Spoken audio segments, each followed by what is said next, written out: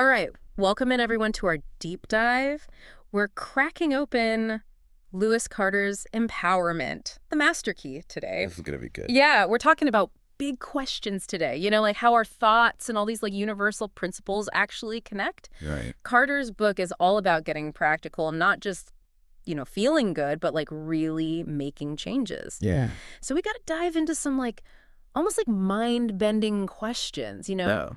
Can what we think actually like shape our world? Right. How much power does our subconscious really have? Yeah. And is there like a universal mind out there?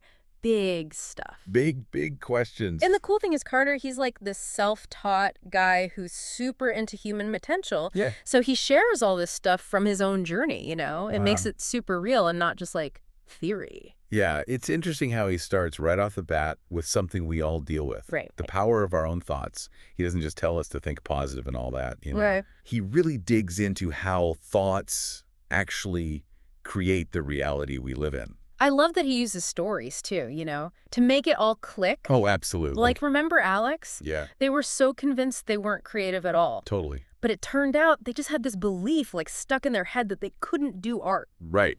And then they just shifted their thinking, like stopped focusing on being perfect and just, express themselves. Yeah. And boom, their creativity just exploded. It's like that thing, right, where you buy a new car and suddenly you see it everywhere. Exactly. It was always there, but now you're recognizing it. Exactly. It's the same with our own potential. Sometimes we just need to shift our focus to see what's already there. It's like Carter says, our thoughts are like our internal GPS, Yeah. always guiding us, even if we don't realize it. Right. Whether we're aware of it or not, our thoughts are shaping our decisions and perceptions. He even ties it to this whole thing about neuroplasticity, which blew my mind. Oh, yeah. The brain's ability to change based on our experiences and thoughts. Yeah, like our brain physically changes because of what we think. Every thought is like a mini workout for your brain, shaping it, rewiring it. Whoa.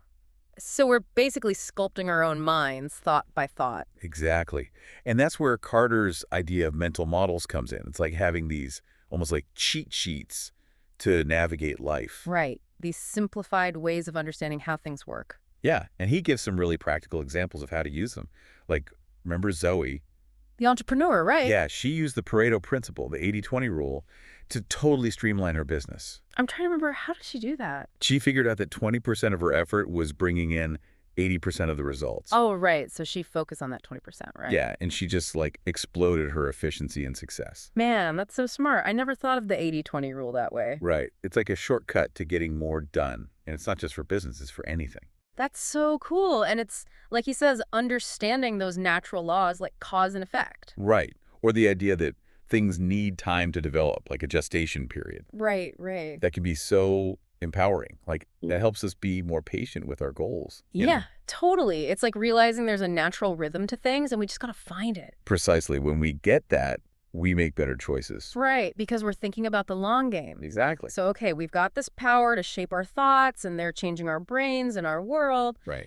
But then Carter throws in this whole idea about consciousness and recognition. Ah, yeah. He's saying there's more to the story. Yeah, like there's another level we can tap into. It's like he's saying consciousness isn't just on or off, like being awake or asleep. Right.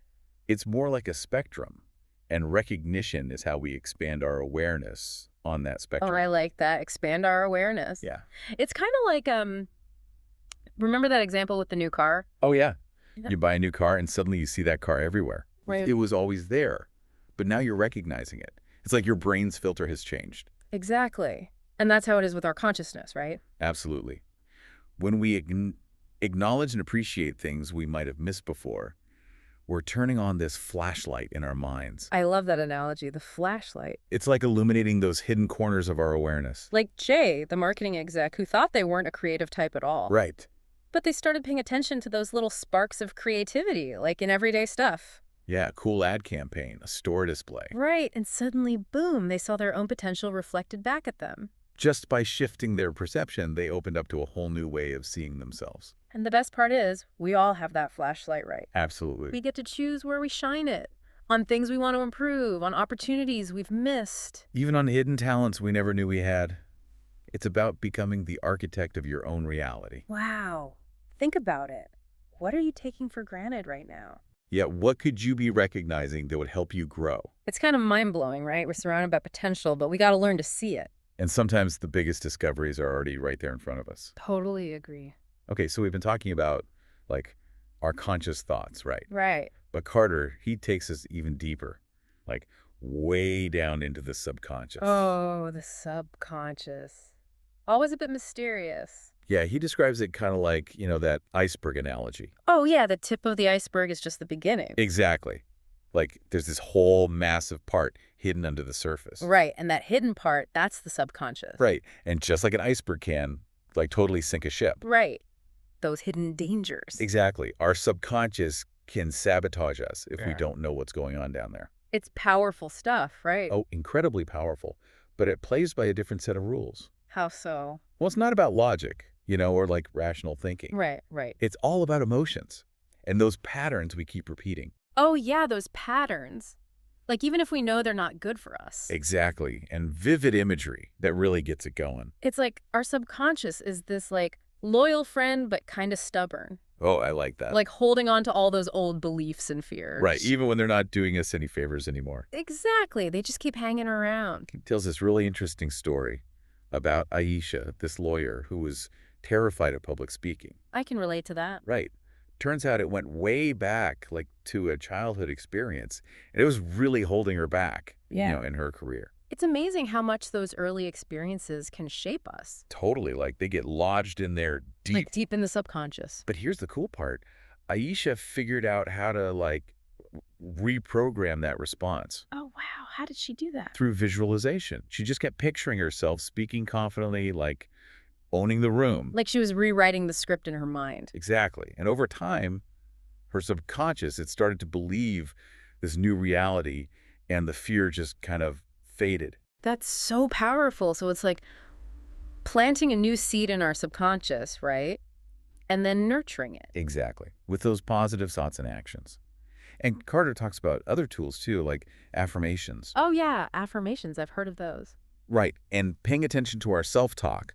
Like, what are we saying to ourselves all day long? Because that's going straight to the subconscious, right? It's like becoming aware of the messages we're constantly feeding it. Right. And making sure they're the right messages, the ones we want. Exactly. If we're always putting ourselves down, our subconscious is going to believe it. Right. It becomes a self-fulfilling prophecy. But if we flip the script, start feeding it those positive affirmations.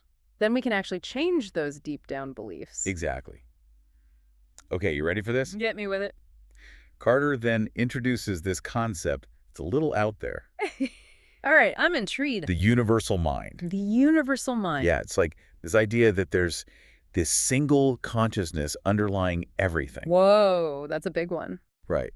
But he connects it back to science, which I think is really cool. How so? Like, think about quantum entanglement. Right. Where particles are connected even if they're miles apart. Exactly. It suggests that everything is way more interconnected than we realize. It's kind of mind-blowing. So Carter's saying our minds, they're like waves in this giant ocean of consciousness. All connected, all influencing each other. Right. We're not just these isolated individuals. We're part of this larger whole. I'm trying to wrap my head around that one. He shares this story about Marcus, an artist who was struggling with, like, tons of self-doubt. I think a lot of artists deal with that, right? Totally.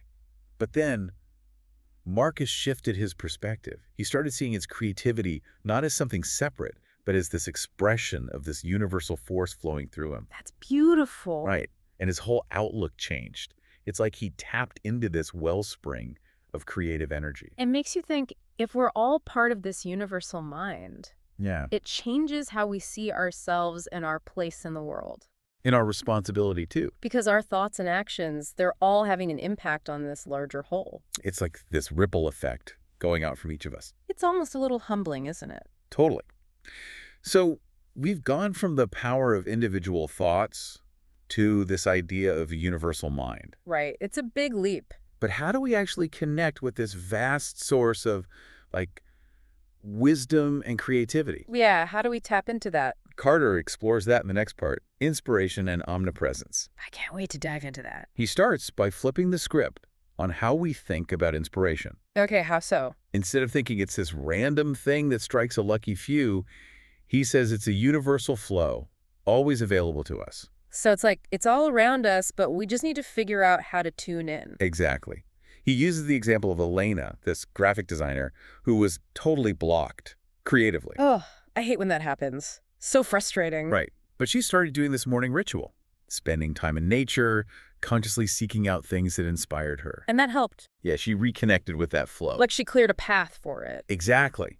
And he emphasizes that inspiration isn't passive, it's something we can cultivate actively. I like that. Actively cultivate inspiration. So what's the secret? Well, he connects it to this idea of omnipresence, that the universal mind is literally everywhere, even within us. So we're not just surrounded by inspiration, we're filled with it. Right. It's a pretty powerful thought, right? Yeah. That we all have access to this wellspring of creativity and wisdom. Yeah, but how do we tap into it? Like, what Yeah. can we actually do? Okay, so we've talked about, like, the power of our thoughts, right? And Yeah. that whole, like, vast potential of our subconscious. Mm. And then, we even got into that mind-blowing concept of a universal mind. Yeah. But how do we actually use all of this? Like, how do we take all this information and create the life we really want? Well, thankfully, Carter gives us a roadmap. Oh, good. Yeah, in his last chapter, From Thought to Reality. Mm. He reminds us it's about aligning, like everything. Yeah, our thoughts, emotions, actions. Got to get them all pointing in the same direction as our desires. Right. And making sure it all vibes with those universal principles we talked about. It's not just about positive thinking then, right? Right. It's about consciously creating. I like that, conscious creation. He uses Sarah's story to show how it works. Sarah?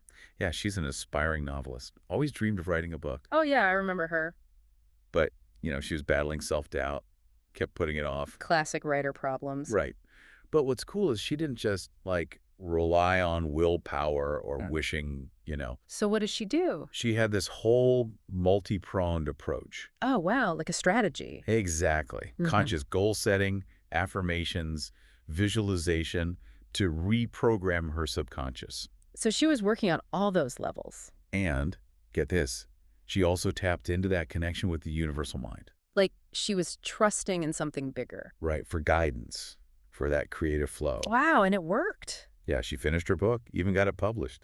That's amazing. So it's like she wove together all those different threads, those tools of empowerment. Exactly. And she created her dream, literally. It's a good reminder that we can do that too, right? Totally. When our inner world and those outer goals are aligned, we become co-creators. Powerful stuff. But Carter's also real about the fact that, it's not always easy, right? Oh, yeah. Challenges, setbacks, doubts, they're all part of the journey. Ugh, I wish it was all smooth sailing. Right. But he talks about detaching from specific outcomes, What does that mean exactly? not micromanaging every little detail, Okay. but trusting the process, knowing that the universe has its own way of working things out. So it's more about setting an intention and then letting go a little. Exactly. Right. Planting that seed, nurturing it, and trusting that it will bloom. In its own time. Right. And when those inevitable roadblocks pop up, Carter says, we got to go back to basics. Back to basics. Yeah. Choose our thoughts carefully. Look at the situation with that scientific mindset we talked about. Right. Tap into that subconscious power and stay connected to that universal wisdom. So much good stuff to remember. Right. So as we wrap up our deep dive into empowerment, the master key. What are, the big takeaways? What should we really remember? Well, Carter really drives home the point that we have incredible power within us. We can shape our thoughts, reprogram our subconscious, and tap into this universal source of inspiration and creativity. It's almost like we forget that sometimes, We get so caught up in the day-to-day, but if we really take this to heart, Yeah. it changes everything. It's about recognizing that we're not separate from the universe, we're part of it. Active participants in creating our lives. I love that. Me too. So I have a question for you. All right, hit me. If you could consciously create any aspect of your reality, what would it be? Ooh, that's a good one. And what's just one small step you can take, like today, to start moving towards that? That's a great question for everyone listening too. Definitely. Remember, the power to create a fulfilling life, it's already within you. Awesome. That's a perfect note to end on. So keep exploring those ideas, keep questioning, keep growing. That's the key. This journey of empowerment, it's just getting started.